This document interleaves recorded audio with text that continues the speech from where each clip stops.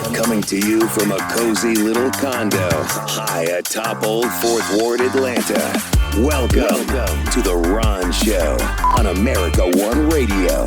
Here's your host, Ron Roberts. Hello, and thank you for listening, whether it's on America One Radio, Progressive Voices via TuneIn, or by podcast. If you are a resident of Central Florida, my thoughts and well wishes to you and your loved ones and your belongings. Hopefully, you come through this storm.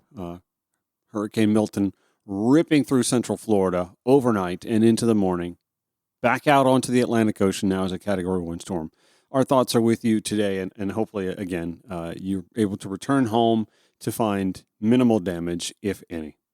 Last night in suburban, dare I say even exurban Atlanta, Canton, Georgia, a place that I would have told you, say back in 2018, 2022, Stacey Abrams as a gubernatorial candidate needed to go and spend more time in. She was there last night.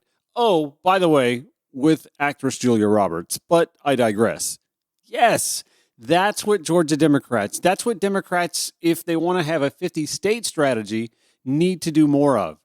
Get out of your safe spaces, go where you may not have the majority of voters, but that you do have voters, all of whom matter in statewide races.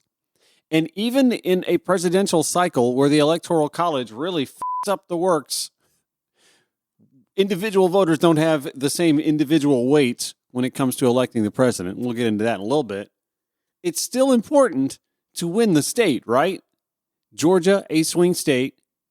Doesn't matter if you have great turnout in Atlanta and don't have the numbers because you had folks in places like, I don't know, Canton, Georgia, who are like, I'm a blue blip in a sea of red. What's it going to matter?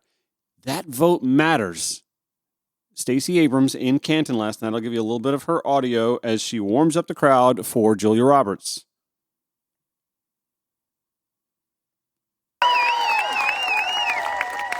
Kamala Harris and Tim Walz, they see us. They intend to serve us. But we've got to do the work first. That's right, yeah. And part of that is making sure that we give ourselves permission to be the best version of ourselves we can be. And one person I know who demonstrates that in spades is someone who is not just an extraordinary actress and creator, but she is a Georgian who believes in her people.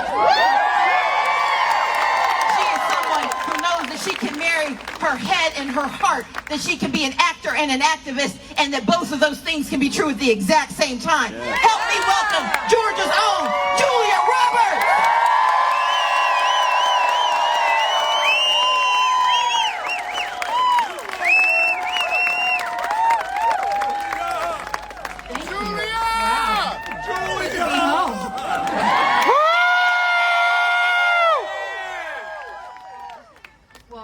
Stacey said almost everything that I was going to say, word for word. Did you take my speech when we were? I did. In the building. Pocket.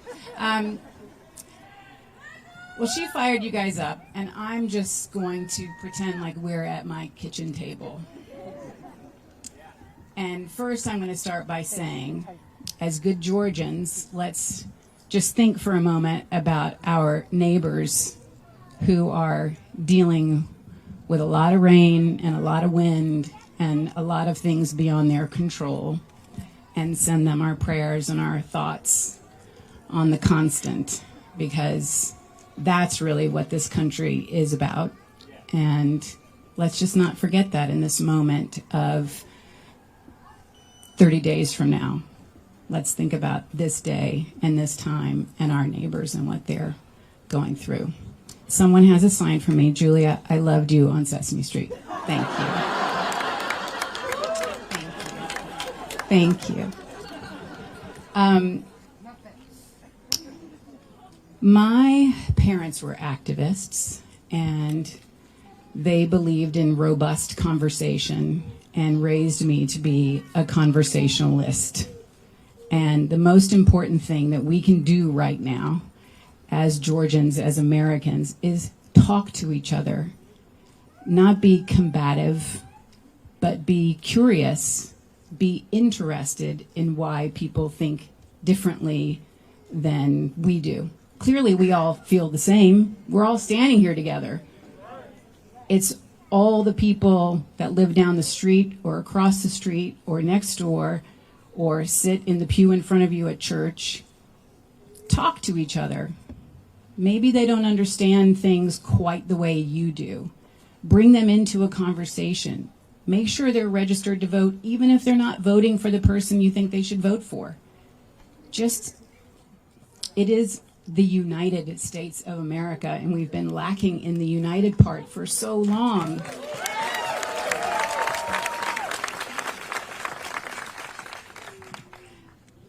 I don't know how long they're expecting me to talk. I would do it all over again, but it did take me 10 hours to get here. I'd do it all over again for you guys. But I did have this t-shirt I wanted to show off that a friend gave me. It's a good one, right? It takes a minute. Just a minute, just a second. But then you realize that's really rad. I believe in Georgia. I wouldn't have come home if I didn't believe that we can accomplish really beautiful goals that will extend beyond our state's borders. And I just hope that all the women here tonight talk to all the men that aren't here tonight. And all you brave men that are here tonight.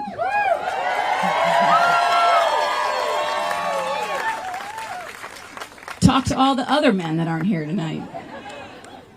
And let's just get it going. Enough with the fighting. Let's get to the uniting. Let's get to the joy. Let's get to the repair. Let's get to prices dropping, rents dropping. Let's get to the good stuff so we can start living our lives to the fullest potential that we have. And thanks for having me, and good night, and good luck, and talk to each other.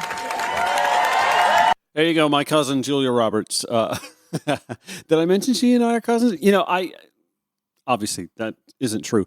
Well, I don't know. We could be distant relatives because we both have the same last name, Robert. She does come from an area of Georgia where my dad has or had relatives. He had an uncle that lived, Uncle Buford lived up in, I think, Lindale. So it's close enough, right? I digress. So that rally in Canton wasn't the only one that Julia visited. They did a Cobb County Harris Walls office opening last night. She went to that. Today, she's going to be at a phone banking event with Raphael Warnock, Reverend Senator Raphael Warnock. And today, there is an event around 1:15 or so with Vice President Kamala Harris's husband, second husband, Doug Emhoff. 1:15 today, there is the kickoff for Atlanta Pride Weekend. Oh my gosh, that's this weekend.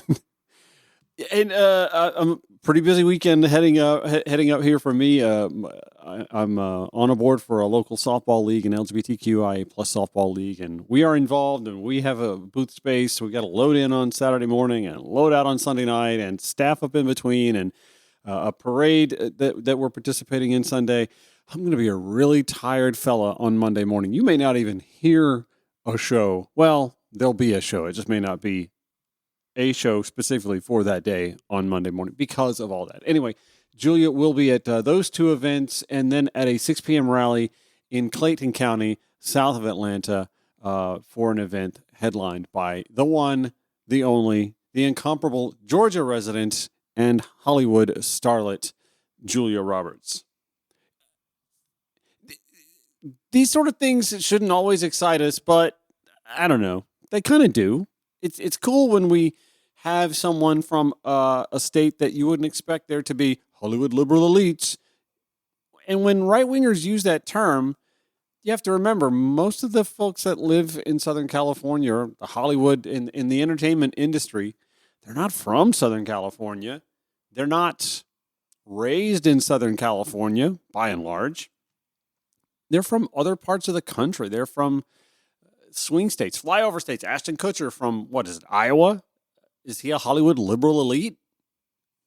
We tend to forget that we judge people so often based on arbitrary lines that are just drawn that are somehow supposed to also tell us about the individual from inside those lines that don't necessarily carry any weight, but it does drive a wedge.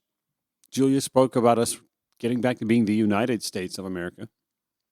They do drive a wedge between us when it comes to discussing the sort of control or weight or power or influence that folks from within those arbitrary lines that are just drawn on maps for whatever reason are able to wield when it comes to deciding who wins the most important office on the planet, the highest office in the land, the office of the presidency of the United States, head of our executive branch and spokesperson at large on the global stage for our entire country. Yes, I'm going to have a discussion today about the Electoral College. And yeah, I realize there's nothing we can do about it, but I'm going to tell you that there's something we should do about it, something that could be done really easily, and something that I guess, look, Kamala Harris, Tim Walz, the Harris-Walz campaign, they have plenty of issues to talk about, to run on, to substantiate.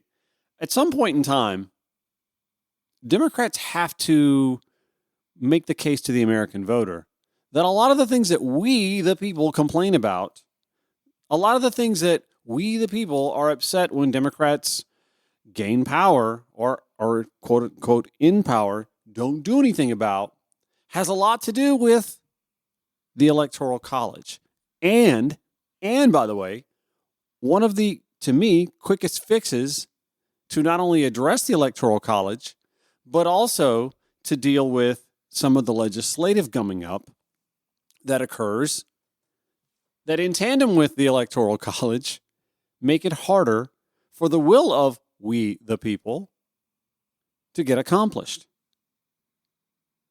And make no mistake, Republicans don't want to do anything about the Electoral College or about gerrymandering or about the dilution of the weight of voting power that you and I, we, the people, have.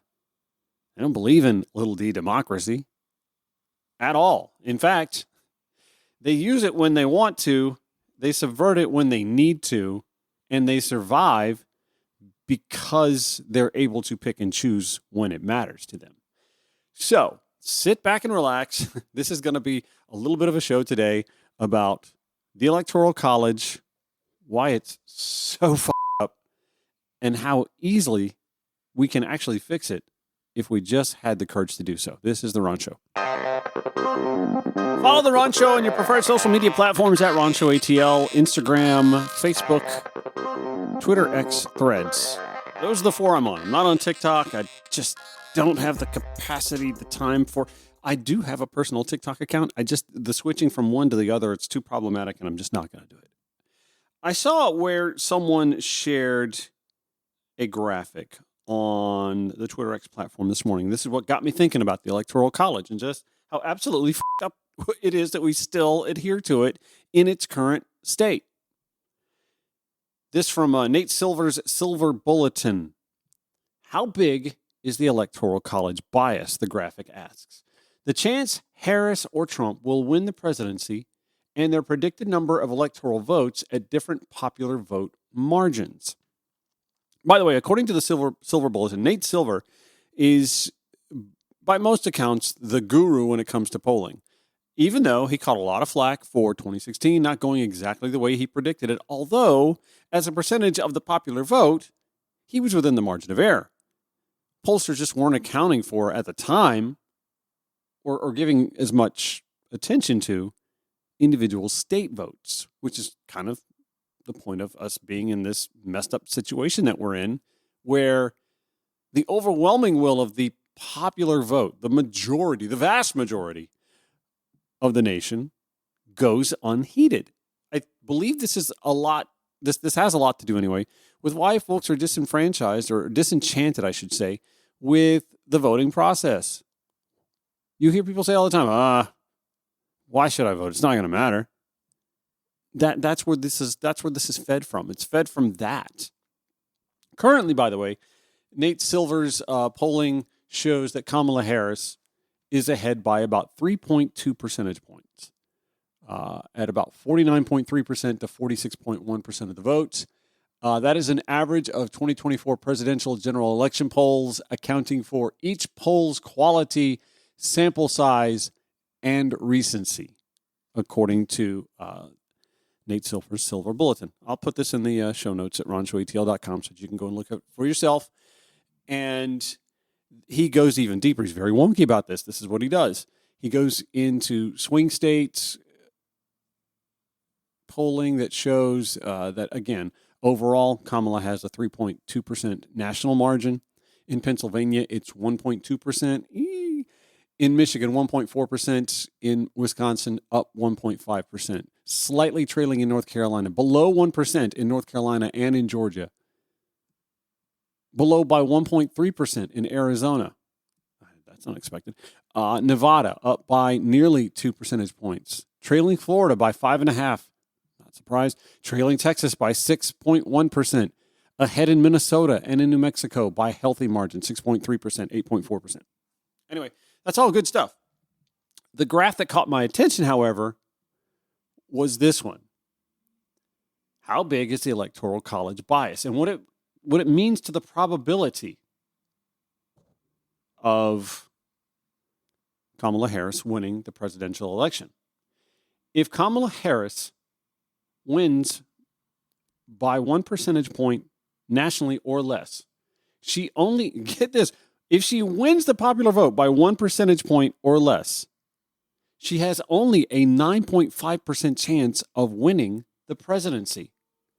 If she wins by 1 to 2 percentage points, only a 28% chance of winning the presidency. That margin grows significantly 2 to 3 percentage points, which we're within right now. Actually, we're ahead of that. The percentage from 2 to 3 percentage point in a popular vote margin for Kamala Harris gives her a 58.8% chance of winning, and it balloons in a 3 to 4% margin to 83.9%. 83.9%, meaning that Donald Trump still has a 15.6% chance of winning if the popular vote margin is 3 to 4%. If you took that the other direction, a 3 to 4% margin for Donald Trump gives Kamala Harris a 0.0% chance of winning. That's right, a 0.0% chance of winning if the roles were reversed. Which is why I say all along, the Electoral College will never be fixed until Republicans suffer from it. And the chance, I think the opportunity of being hit by lightning is stronger than that happening. There is only a 1.9% chance that a Democrat could win the White House and lose the popular vote. And that vote margin would still be at or below 1%. It's stunning. I saw someone share this graph, and the reason it caught my attention, I just chuckled because they shared the graph and said, the Electoral College is DEI for Republicans. Not wrong, though. Not wrong. The Electoral College is what the Republicans think DEI is for, I guess, lesser candidates for positions, jobs, vacancies, roles in government, whatever. But that's exactly what they think DEI does. They think DEI gives someone with equal footing or even lesser footing in an opportunity to accept a position a leg up. In actuality, that's what the Electoral College is for their presidential candidates. In my lifetime, the Democratic Party has won 8 popular votes and lost 3. 2004 sort of being a tie, statistically a tie. But even if you gave that to Republicans, you're talking about a 2-to-1 disparity in my lifetime. I've been alive 50 years, a 2-to-1 disparity in popular vote turnouts for the office of the presidency. So you would think that would mean that in my lifetime, twice as much of my life has been living on this planet under a Democratic presidency, right? Well, no. In fact, nearly half of my life I've lived in these United States with a Republican president. That's right. A 2-to-1 disparity and a nearly split number of years in my life. That's the divergence. And we need only look at the Supreme Court to see how that disparity plays itself out. Only 3 of the conservative jurists on the Supreme Court were seated by a president who actually won the popular vote. The rest seated by presidents who didn't. And that's not even accounting for Mitch McConnell's chicanery at the end of Obama's presidency, taking a seat and then giving a seat. Anyway, I'm up on a hard break, but I'm going to come back here and read to you an unseen problem with the Electoral College. It tells bad guys where to target their efforts. Barry Burden's column when the Ron Show returns. Archived audio, blogs, social media links, and more, all in one place. Log on at ronshowatl.com. The Ron Show on America One Radio. Professor Barry C. Burden is a professor of political science and director of the Elections Research Center at the University of Wisconsin-Madison. Sounds like a gig I'd like to apply for if it ever became open. However, oh yes, I don't have the credentials. I am not qualified. Barry C. Burden, however, is qualified to speak on some pretty heady matters like the Electoral College. His commentary appearing in the conversation. The headline, An Unseen Problem with the Electoral College. It tells bad guys where to target their efforts. Do we have a bad guy on the ballot? He writes, and by the way, this appeared in August, I want to say. Over the past 4 years, Congress and state governments have worked hard to prevent the aftermath of the 2024 election from descending into the chaos and threats to democracy that occurred around the 2020 U.S. presidential election. I would argue that actually, if you look at the state election board here in Georgia, they're driving headfirst into the chaos, but I digress. Burden writes, a new federal law cleaned up ambiguities that could allow for election subversion. New state laws have been enacted across the country to protect election workers from threats and harassment. Technology experts are working to confront misinformation campaigns and vulnerabilities in election systems. Again, the state election board here in Georgia. I digress. Burden writes, but untouched in all of these improvements is the underlying structure of presidential elections, the Electoral College. Here is a quick refresher about how the system works today. After citizens vote in the presidential election in November, the Constitution assigns the task of choosing the president and vice president to electors. Electors are allocated based on the number of congressional representatives and senators from each state. And if you ask me, that's where it's all messed up. The electors, Burden writes, meet in their separate state capitals in December to cast their votes. The ballots are then counted by the vice president in front of the members of Congress on January 6th to determine which ticket has won a majority. The widely varied pros and cons of the Electoral College have already been aired and debated extensively, but there is another problem that few have recognized. The Electoral College makes American democracy more vulnerable to people with malicious intent. You don't say. Burden continues. The original brilliance of the Electoral College has become one of its prime weaknesses.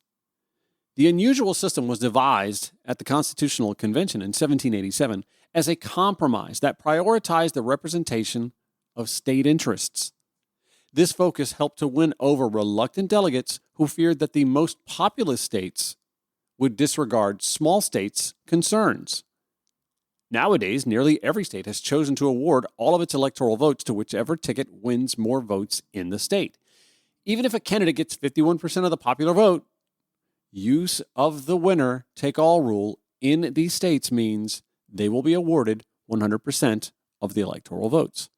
This is what leads to the battleground state phenomenon, Burden writes. Presidential candidates focus their rallies, advertisements, and outreach efforts on the few states where campaigns could actually tip the balance. In 2020, 77% of all campaign ads ran in just 6 states that were home to only 21% of the nation's population. Let me read that to you again. In 2020, 77% of all campaign ads ran in just 6 states that were home to only 21% of the nation's population. In this way, Burden writes, the Electoral College system naturally draws campaign attention to issues that might tip the balance in these hotbeds of competitiveness. By doing so, the system essentially identifies the states where malicious people who want to alter or undermine the election results should focus their energies. Hello, Georgia. Hello, Coffee County. The handful of battleground states are efficient targets for harmful efforts that would otherwise not have much success meddling in elections. If you didn't listen to yesterday's show, it's up. It's available for podcast consumption or at ronshowatl.com.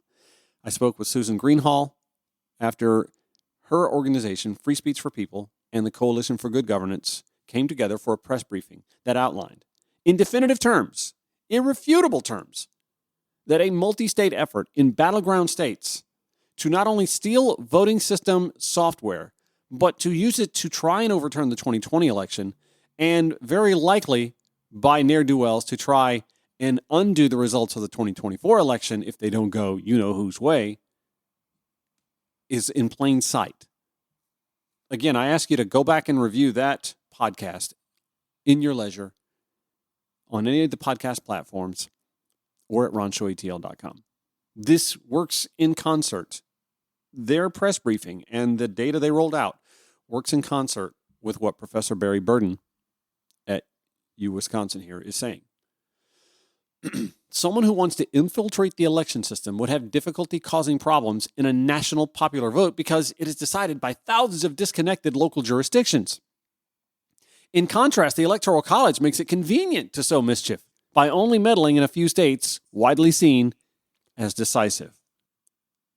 Burden continues, in 2020, the lawsuits, hacking, alternative electors, recount efforts, and other challenges did not target states perceived by some to have weaker security because they had less strict voter ID laws or voter signature requirements. Opponents of the results also did not go after states such as California and Texas that account for a large share of the country's voters. Rather, all of the firepower was trained on about a half dozen swing states. By one account, there were 82 lawsuits filed in the days after the 2020 presidential election, 77 of which, of those 82, targeted 6 swing states.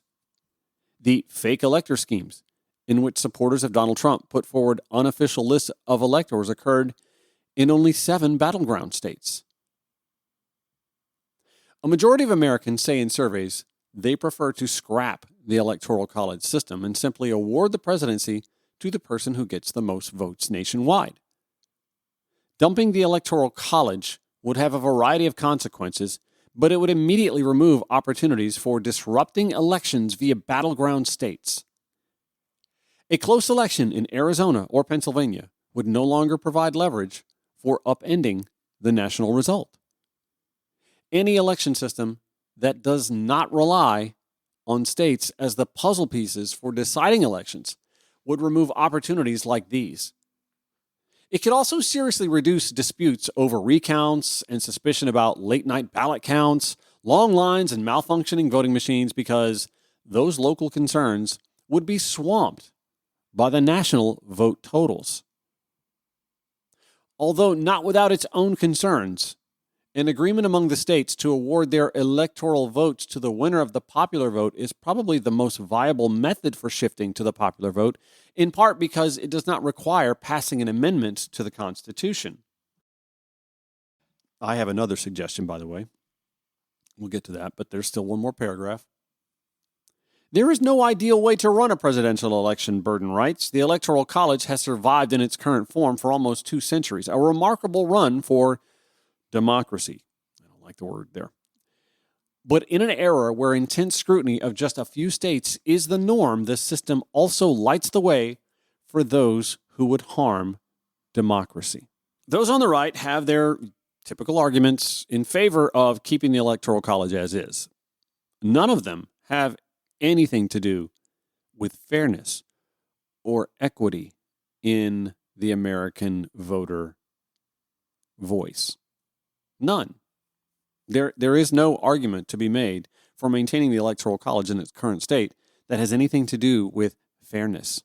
You hear quips like, well, the Democrats could appeal to rural voters. How do you know that Democrats, first of all, you don't know that Democrats don't appeal to rural voters. They may not be very good at it. I was saying at the start of the show, Stacey Abrams, if you had gone to Canton, Georgia, a little more in 2018 or 2022, she might be the governor of the state. Howard Dean wanted to make the Democratic strategy a 50-state strategy because he saw the folly, the fallacy in not appealing to rural voters. I maintain that maybe in a state like Iowa, which isn't all rural, just appealing to that state's voters, period, might win Democrats some votes that they otherwise might not get. In suburban or urban, Davenport, for example, Iowa City, Des Moines. But here's the thing. There are rural California voters, and there are urban Wyoming voters, people who live smack dab in the center of Laramie, Wyoming, a not large, but pretty big town, pretty big city. They have an urban lifestyle, probably liberal, progressives. Eek. The rural California voter has their voting power diluted, while the urban Wyoming voter has their voting power falsely empowered. It's not right. California has 66 times the population of Wyoming and only has 18% greater power, 18 times the voting power when it comes to electing the U.S. president as the least populous state. We have whole counties just in metro Atlanta that have more people than the state of Wyoming. And yet we share our 2 senators with the rest of the state. Wyoming gets its 2 to themselves. That's the argument to be made on the left when someone says, oh, rural voters catering to California, New York. The fastest way to fix, I think, constitutionally, the Electoral College, and I think an argument that could be made that would even appeal to moderate and conservative voters, is to instead say, yeah, okay, so we can keep the Electoral College the way it is. Exactly the way it is. Nothing has to be done constitutionally about it. It's impossible to expect that all 50 states are going to agree to award their Electoral College votes to the winner of the popular vote. It's impossible. I just don't see where you're going to get 50 state legislatures that are gerrymandered in, by and large, to agree on that. So instead, we should uncap the House. If it's a concept you're unfamiliar with, that's fine. I understand. We don't talk about it enough. We don't talk about this nearly enough, and we should. Uncap the House. The House of Representatives have been stuck at the same number since, I'm going off the cuff here, the 1930s, late 1930s, mid 1930s, sometime in the 1930s, we said 435 is enough. Population of the country has tripled since then, and yet we're still stuck at the same number of representatives in the U.S. House.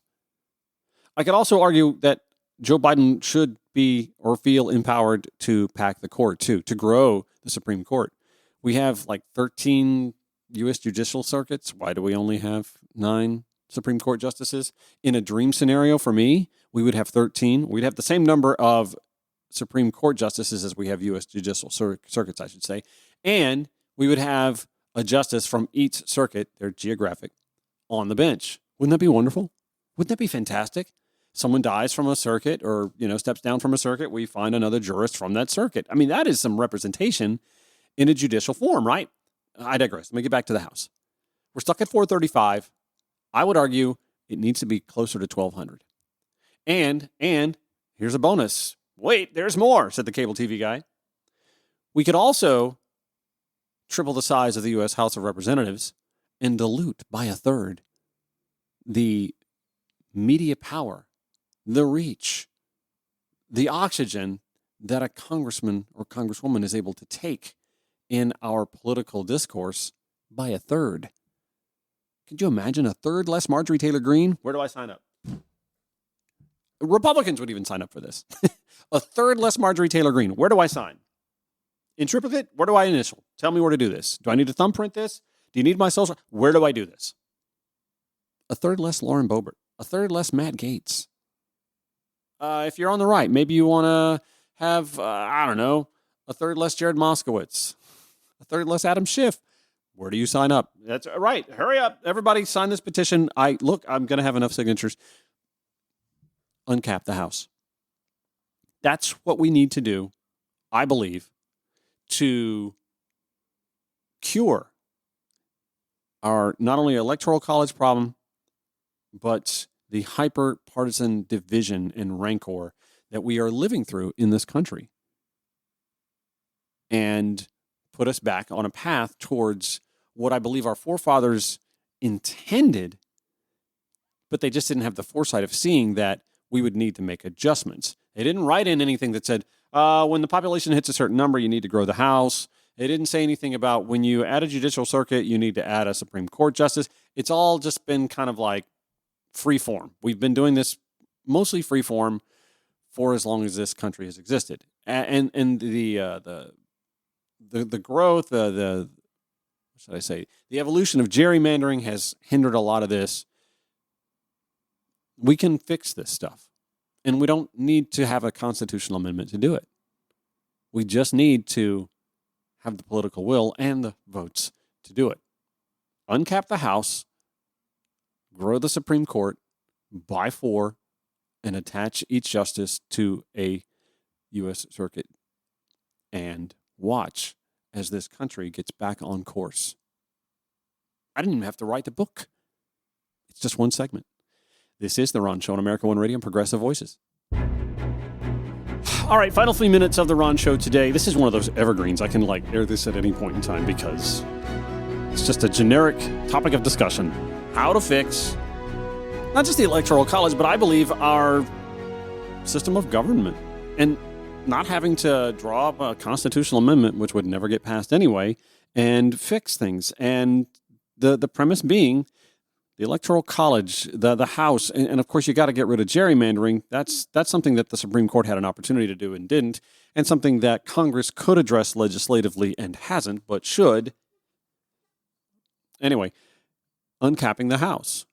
There's this fascinating tool at 538.com that I will share with you in the show notes at ronshowatl.com that show you that where you may have those in the right go, if you uncap the House, California is only going to get stronger. Okay, but there are other states that get strong too, like Texas and Florida and Pennsylvania, a swing state, Georgia, North Carolina, Virginia. Going to give you an idea right now just by using this tool at 538.com. And the only flaw with 538.com's tool here is that they stop at 1,000 seats. They show you what House seat growth would look like on a per state basis if you went from 435 to anywhere between 435 and 1,000 seats. California currently has 52 House seats, Texas 38. Let's just start with those two. If you go from 435 to 1,000, California goes from 52 to 120. Texas goes from 38 to 88. Did you hear that? Florida goes from 28 to 65. Pennsylvania, 17 to 39. Even Georgia, swing state, southern Georgia, from 14 to 32 House seats. That works out. I mean, in an equitable fashion, this isn't a blue states benefit. This is a people, no matter what state you live in, benefit. And again, this only stops at 1,000. I would argue, again, because the population of the country has tripled since the last time we adjusted the number of House seats, that we should probably be looking at more like 1,200. I say this, and in fact, I think 538 backs this up, when they point out that with 435 seats in the House, the average state's population per congressional seat is 50,000 people away from the national average. And if you go up to 1,000, it's still 10,800 people away from the national average. We should go higher. But even if you went from 435 to 1,000, you cure a lot of what's wrong with hyperpartisanship in Congress and, yes, the Electoral College. Is it a cure-all? No. Obviously, it's a little bit like the minimum wage. You got to raise the wage, and then you got to tie it to some form of an inflationary measure so that the minimum wage doesn't lose value then. You have to do the same thing with house apportionment. You have to grow the house and then say, we can't let this get this far behind again, because we've seen what it does to our political discourse. We've seen how it weakens, that's right, weakens the Electoral College, making it more vulnerable for ne'er-do-wells, or how did Professor Burden call it? Bad guys. It gives them the opportunity to target their efforts to derail our American way of life, our system of governance. We are perilously at a razor's thin edge of a cliff where a convicted felon, someone who sought to overturn a free and fair election in 2020, is or has the potential to retake the office. Never mind the will of not just the majority, the overwhelming majority, millions more American people. Which is why we have to fix our problem. You uncap the House. I mean, let me do this. I want to go down to see what the smallest states, what would happen to the smallest states as far as House apportionment goes.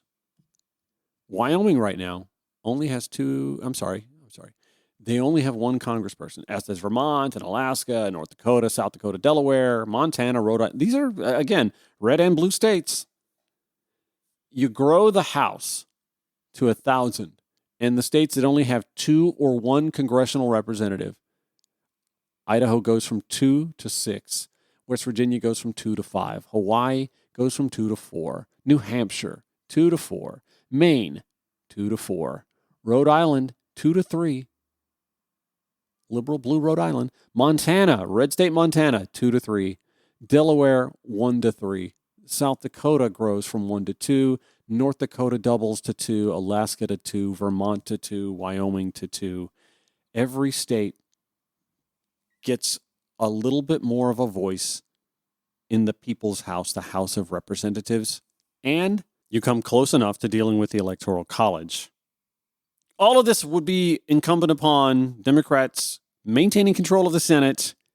Growing control of the Senate would be helpful because of the filibuster, which we can deal with once we have majority, and retaking the House. Down ballot races matter.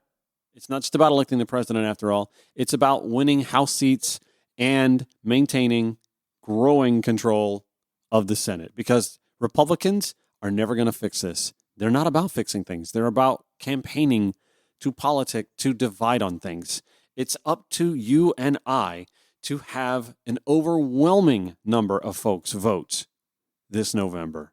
Republicans don't like that either. Got to uncap the House. That's how you fix it. That's how you fix our American system of governance at a federal level. Doesn't take a constitutional amendment. Congress can do this at any point in time, but a Republican-controlled House will never let it happen. A divided Senate or a Republican-controlled Senate will never let it happen. That's why the down-ballot races matter. All right. That's going to do it for today's Ron Show. Thank you for listening. Show notes, we'll have them all at ronshowatl.com. This episode replays 5 to 6 p.m. on America One Radio, 7 to 8 p.m. at Progressive Voices, and we air weekdays 9 to 10 a.m., 5 to 6 p.m. on America One Radio, 7 to 8 p.m. at Progressive Voices. And then we podcast it. Have a great day.